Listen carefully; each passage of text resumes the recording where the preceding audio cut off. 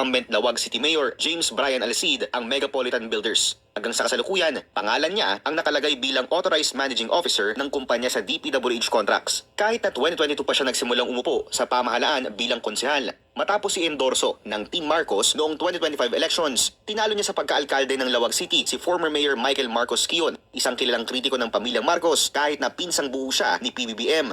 Sinuri ng Billionaire News Channel ang mga kontratang napanalunan ng Megapolitan Builders. Mula 2016 hanggang 2025, aabot sa 334 contracts worth 8.8 billion pesos ang nakubra ng kumpanya. Pero kung hihimayin ito, tila mas malaki pa ng 5 beses ang nakubrang kontrata ng Megapolitan Builders mula 2022 hanggang 2025 kaysa 2016 hanggang 2021. From 2016 to 2021, 152 contracts worth 1.9 billion pesos ang nakuha ng Megapolitan. Marami pa sa mga kontrata nito mula 2016 hanggang 2018, naka-joint venture sa iba pang mga kumpanya. Taon-taon, hindi aabot sa 500 million pesos worth of contracts ang napananalunan ng kumpanya sa mga taong ito. Pero pagputok ng 2022, kasabay ng pagiging konsehal ni Alcid at pag-upo bilang Pangulo ni PBBM, biglang umakyat sa 917 million pesos ang presyo ng mga kontratang nakuha ng Megapolitan Builders. Pagsapit ng 2023, dumoble ito sa 2 billion pesos. 2 billion pesos worth of contracts muli noong 2024 at 1.8 billion pesos naman noong 2025.